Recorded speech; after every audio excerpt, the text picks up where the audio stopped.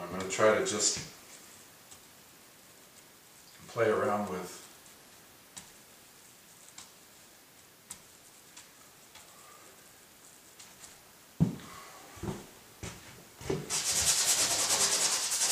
I wanted this to be in distance.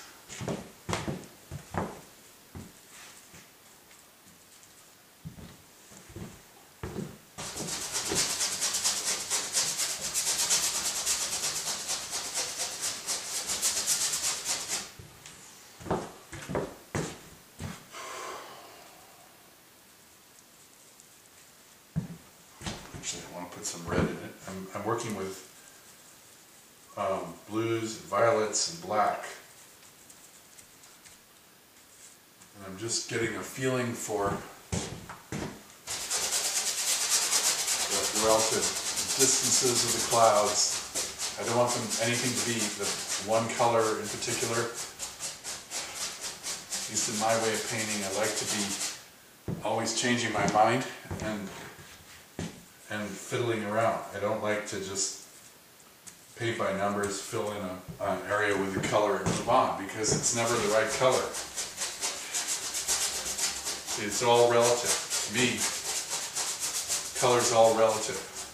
So you start out with one color and it won't be the right color until the entire painting is finished.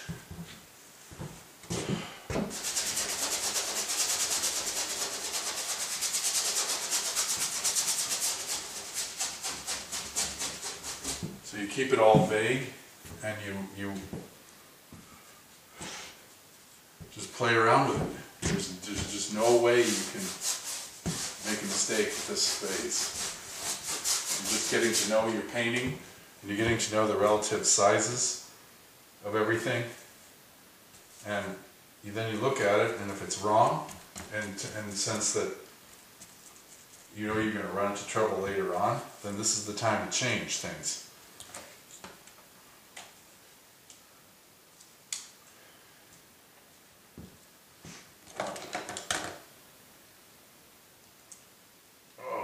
Paints are dry. There we go. So I want to just get a rough idea of how the light's going to come, hit the cloud.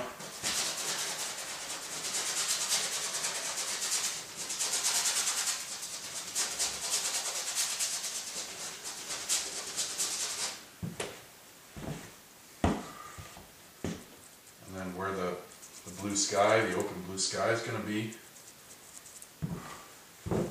All imprecise, just rough idea here.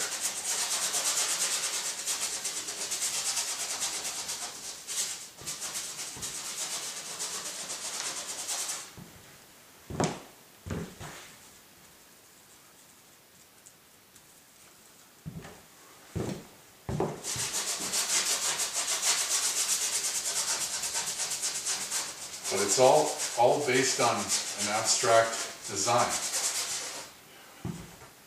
So you keep it loose, and see, if you're working with big globs of paint at this stage, you can't change stuff around. Or you can, but it's a lot harder. So this is the way I do it, at least at this point in my life. And who knows, maybe next year I'll invent a whole different process. But the important thing is that you got to get this painting done. It's a commission, it's a deadline, and you do it the best way you know how. And give yourself plenty of room to have fun and be spontaneous. So it's all about the movement.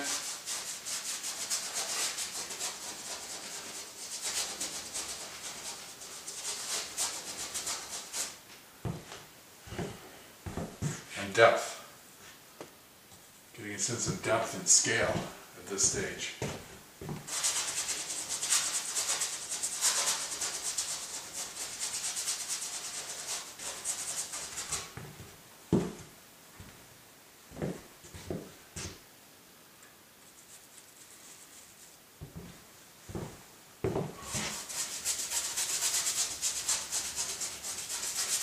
That mountain's and all in shadow, so that'll be part of the cloudscape.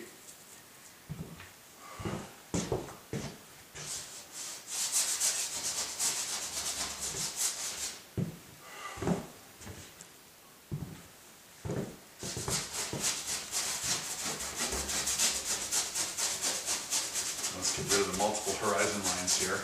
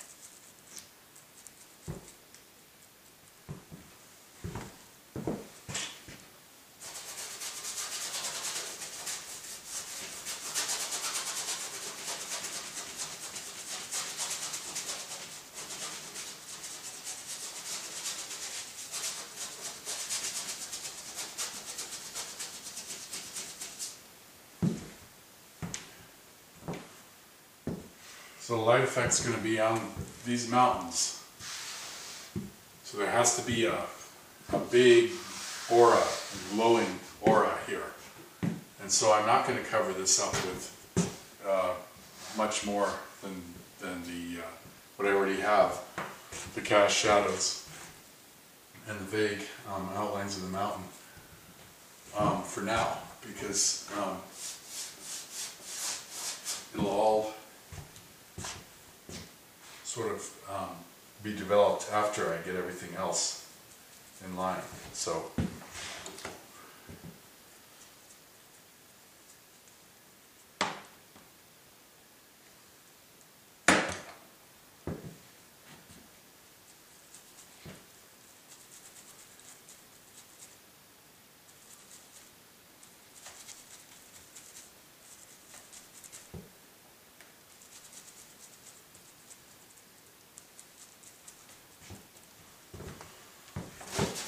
I want to really get the real darkest shadow of the cloud right here, because that's where this clouds have really sort of hung up, right here.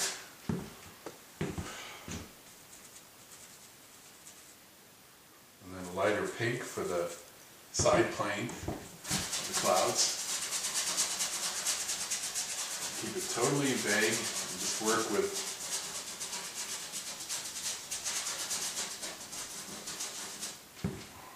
just the general shapes without worrying about exactly where the clouds are going to be in the final painting.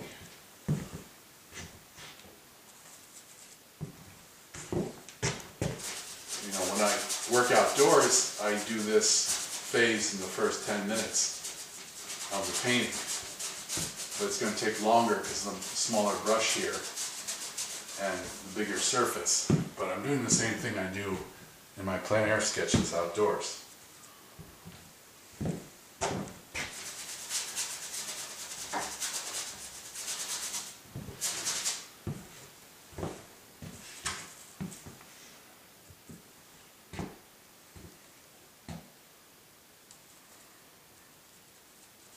And then for the trees, the line of trees here, they're in shadow, cottonwoods.